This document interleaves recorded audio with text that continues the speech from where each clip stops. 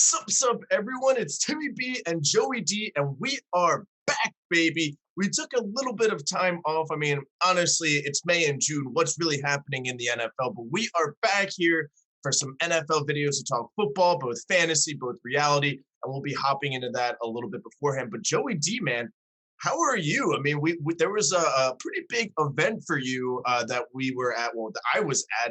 You were there, buddy. But you got married, so go ahead, talk about that wedding. It was absolutely beautiful, absolutely great. Talk about the wedding and the honeymoon. Yeah, slow times for the NFL news, but big news in the life of Joey Oof. D. Getting married. We're just outside of Asheville, North Carolina, in the mountains. Just an absolutely beautiful venue and a fantastic time. I mean, it was absolutely electric from start to finish with everyone who was there. Brooke was beautiful and Mhm. awesome, and now I have the pleasure of calling her my wife. Now I got Mrs. Dennis, and got the ring on the finger. Yes, So sir. locked down, baby. Now both my cats are no longer bastards. So shout out to Fab for making that observation. But yeah, wedding was awesome. Really glad you were able to be there, Tim, as well as everyone else who attended. And then we went to Mexico for the honeymoon, stayed at an all inclusive resort. That was by far the fanciest thing that me and Brooke have ever done. I literally had to buy a whole new outfit when I got there because Ooh. the restaurants have dress codes, and what I had was not elegant enough because I packed for the beach, not really for restaurants, and had to shell out a little bit of pesos down there, but we made it happen, and it was awesome. Delicious food, beautiful views. Like I said, all inclusive alcohol, so that was dope. Cannot beat it. But now we're back into the routine of things. But it's been cool just kind of getting back to reality, and now the reality is that I'm married to Brooke, and that's awesome. Yeah, absolutely beautiful venue. It was a beautiful night. It was a great weekend overall, hanging out with yourself and everybody from the bachelor party as well. It was absolutely great. The hotel that we stayed at had a pretty dope water slide, so that was a lot of fun to go Nice. down as we were getting ready for the wedding. But yeah, Joe, now it's time to kind of revisit NFL, talk about football. I know we talked about the NFC South, the AFC South, and I think one other division. We will definitely be revisiting them again now that some off-season training, not training camps, but mini camps and OTAs and everything like And the that have been draft. happening, and the I think, draft as yeah. well. Yeah, unfortunately, our draft video was like 4.5 hours long. I edited it down to like 3 hours and 20 minutes, and I was like, that's still like too long, and still it was too much to handle. But hey, it was great to at least hop on, talk about the draft. I'm growing a little bit on Rashad Bateman. He still has a lot to prove, but he is growing on me a little bit. But the big news, probably since the draft, aside from the draft itself and maybe a couple of signings here and there, Julio Jones, Joe, actually did get traded to the Tennessee Titans. Good deal for both sides. Obviously, the Titans get Julio Jones. Falcons didn't get that first round that they wanted, but they did get a couple of early picks and swapping of some later picks in the fifth and sixth rounds. But let's talk about the Titans first. How does this immediately impact this Titans offense? They won the division last year. They lost Corey Davis, but they still have AJ Brown. They lost Jonnu Smith, but they still have a couple of decent tight ends, and of course, you still have Derrick Henry. So now adding Julio Jones, does that make them the clear-cut favorite in the division and maybe even in the AFC to be right there with Buffalo and Kansas City and the Ravens? Yeah, I mean, it definitely, in my opinion, I'm going to probably go with the Titans now as the winners of their division. I mean, before I was kind of leaning towards the Colts because without Jonnu Smith, without Corey Davis, that's a lot of pressure on AJ Brown and Derrick Henry, and I don't know if Ryan Tannehill is Mhm. the guy to elevate lesser talent to a lot more success. But with the Julio Jones trade, this now takes much more pressure off of everyone. AJ Brown now, you can't double cover both of them. So someone's going to have single coverage most likely, Mhm. especially since, you don't want to not worry about Derrick Henry, but now you got to account for Julio as well. So they're going to see some lighter boxes than they did last year. Ryan Tannehill is going to definitely have some easier throws. And I think this also helps out their tight ends. I think Anthony Ferkser is going to be the main guy. And, with Derrick Henry back there and those two receivers, he's not going to be getting a lot of attention. And I think that that's really important for a team that needs to get some production out of that tight end spot without Jonnu Smith. And I think that that's just really going to help open it up for the entire offense and give them the chance to keep pace with those high-powered offenses, like you mentioned. So it's all about their defense, and Mike Vrabel has to prove that he can get these guys back on track because they definitely lost a couple pieces there as well, and he really has to kind of retool and be able to slow down some of these other top offenses they're going to face throughout the year. Yeah, absolutely. And I think even without Julio Jones, the Titans are still going to be a force with Derrick Henry and A.J. Brown. I mean, especially when you do have Derrick Henry, their offensive coordinator got promoted from tight ends coach. So I'm not too worried that they did lose Jonnu Smith because having that offensive mindset of just, hey, we're going to run the ball. We'll throw it to our tight ends. We'll have some blocking tight ends. Okay, cool. We got Julio and A.J. Brown now running around outside. So they're going to be very creative. Like you were saying, Joe, one of them will probably get single coverage because you still have to put 7, maybe 8 in the box for Derrick Henry. And they're going to have some really fun with the play action as well. Julio's going to have a lot of deep touchdowns in the play action, Right. but I agree with you. It could have been anybody's game. And it was last year too. They both went 11-5, Titans and Colts, and Titans just had the tiebreaker. But now it's like, all right, Titans might be going 12-5 or 13-4, and the Colts still that wild card team at 10 or 11 wins. And now we'll talk about the team that traded Julio Jones in the Atlanta Falcons. Obviously, no surprise that a rebuild was likely coming at some point, especially after trading Julio. Matt Ryan's getting a little bit older. They got a lot of money and a lot of weapons, but you lose Julio Jones, which is huge, but again, you still have Hayden Hurst. You just drafted Kyle Pitts. You still have Calvin Ridley. The running game needs a little bit of work, but Matt Ryan's still there. And then they got the Titans offensive coordinator, Arthur Smith, as their head coach. So very similar offensive style could be happening with both of these teams, Joe. How does trading Julio affect the Falcons both in the short term and in the long term for a potential rebuild? Yeah, it's an interesting move considering that they had the number 4 overall pick and they had the opportunity to kind of start the rebuild right there and take a quarterback. It would have had to have been either Justin Fields or Mac Jones. So, evidently they weren't really sold on either of them. But, you would think that for a team that, they add Kyle Pitts, now that offense is looking elite with Julio Jones and Calvin Ridley and Hayden Hurst. And, that helps out Mike Davis and Matt Ryan so much. So, I mean, now going to trade Julio Jones away, it just kind of, sends the opposite message. So I think that they kind of need to figure out what their plan is, both short term and long term, because this definitely hurts them in the short term. And while it helps them in the long term, the other moves that they've been making have not necessarily been for the long term. So, it's definitely going to be interesting to see what direction they go. But like I said, I mean, if they had to get rid of either Matt Ryan or Julio Jones to help out with their cap situation, because or I think Grady Jarrett was another one. It's those three, and Julio was the one who kind of wanted to go, and was the one who was also the most valuable in a trade. So kind of made the most sense. But again, it just it seems like the Falcons missed their window, which it's pretty evident with they fired their head coach and now they're starting over with Arthur Smith. But I just feel like you got to be all in one way or the other, either all in on the rebuild and, try to get it over with quicker, or, keep adding to what you have and hope that Arthur Smith can turn the team around. But it just seems like they're not really sure what they're doing right now. Yeah, that's exactly what I was just about to say, Joe, is that I think they're in some sort of like purgatory where you can think like, hey, we still have all of these weapons. We still have Matt Ryan, Arthur Smith, a very successful offensive coach. We could make it work. And, the Saints are trending downward, especially with their cap issues. They still got a lot of work to do. Obviously, Tampa Bay is probably going to be the favorite. The Panthers are trending up now with everything that they've done in the last couple of seasons, kind of in their rebuild process. So you can think positive and say, hey, we can probably get a couple of wins, maybe be a wild card team.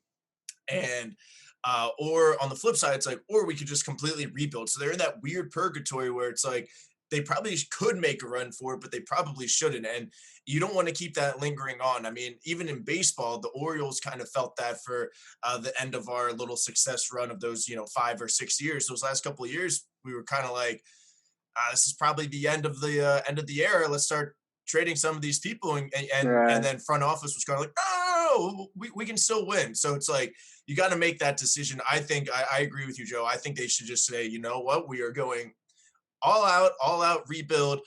This is, Matt Ryan's final year. Obviously, it's probably a little bit late in that process. We're getting very close to training camp to just trade a quarterback or trade some more pieces to save up some cap space. So, I mean, hey, if the Falcons still end up with the top 10 pick, they could get creative with moving around to get one of the top quarterbacks in next year's draft, or maybe they just sign somebody. You never know. I mean, the Jets traded Sam Right. Darnold because they got their quarterback, a nice young quarterback still in the Carolina Panthers. So maybe there's a situation like that as well.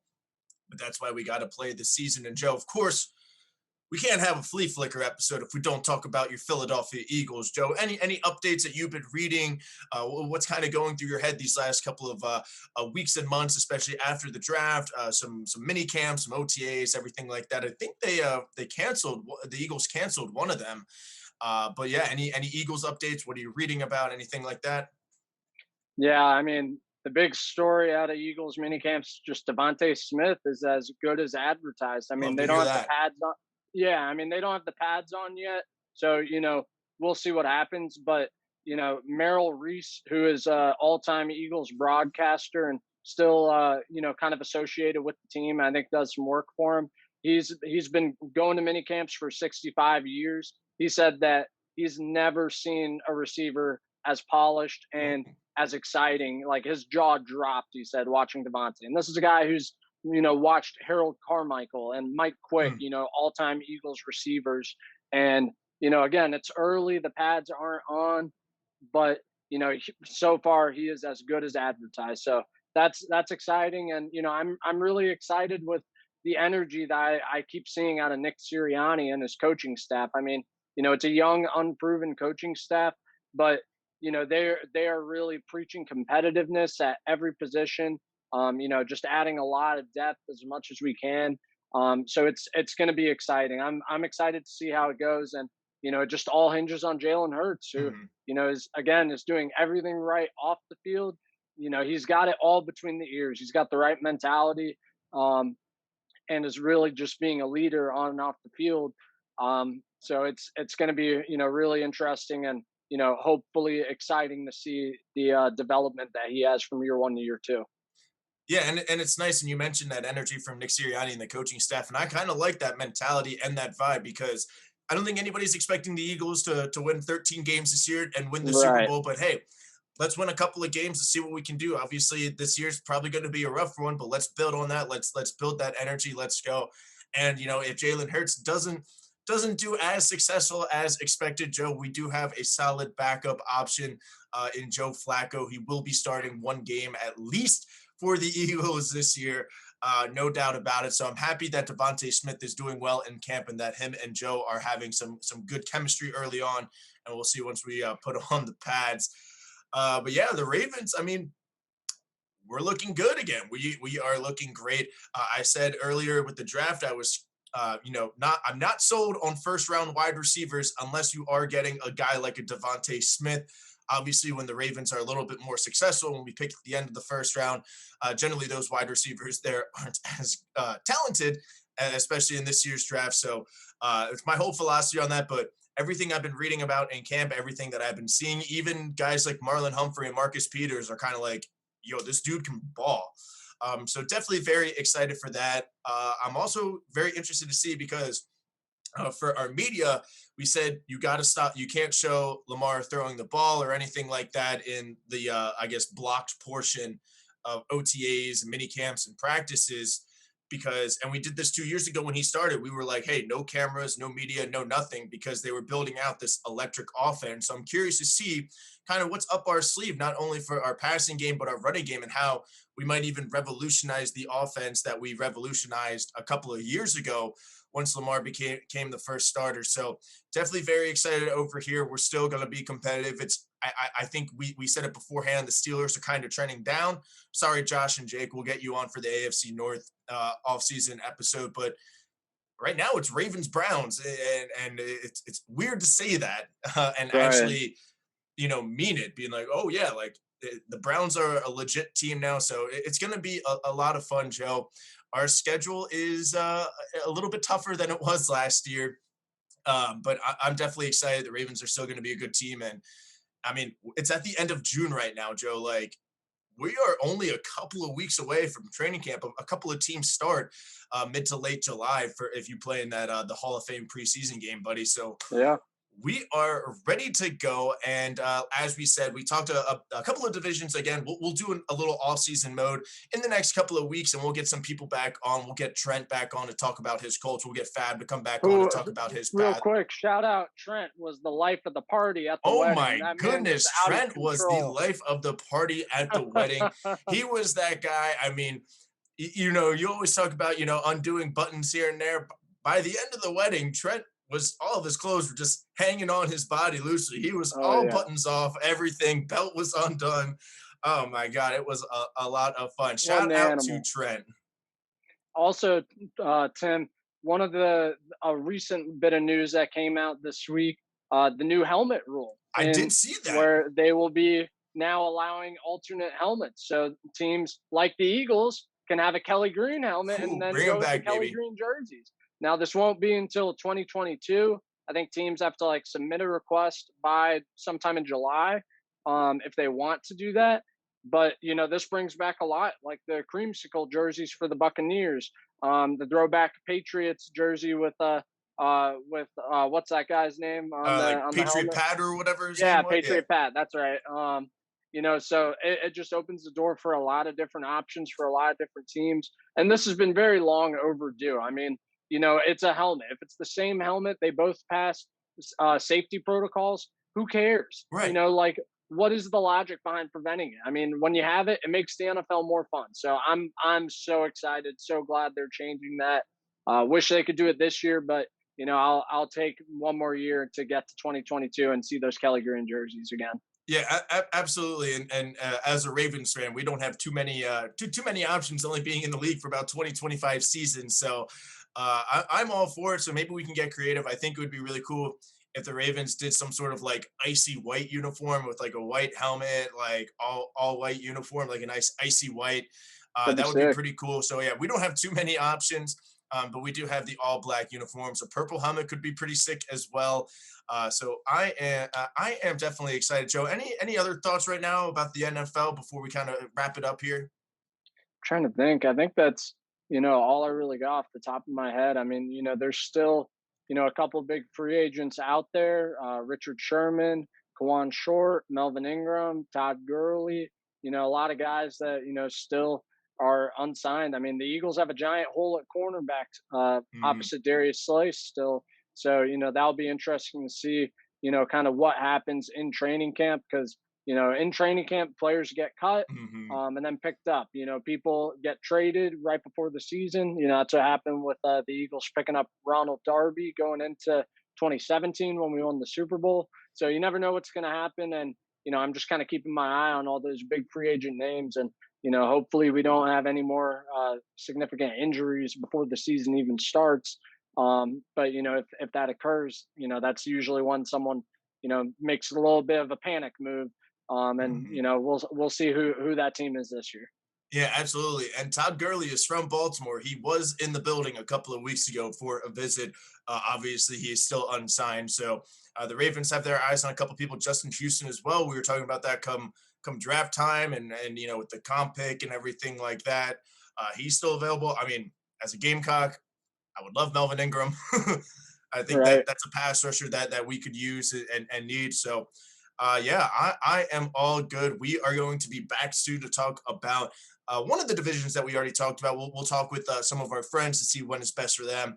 So stay tuned, guys. Make sure to hit that thumbs up button to like the video, hit subscribe, and we are in July, baby, or almost July.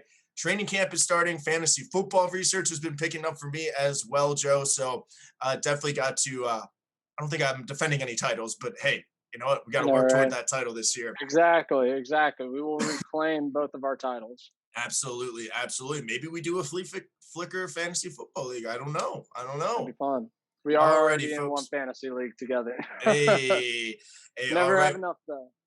Hey, I think we can put it together for sure. We'll talk about that soon. But that's Joey D over there or over there. I don't know which way he is going to be. So he's over there. I'm with really Timmy B. Everybody have a great day. We'll see you soon. Bye bye.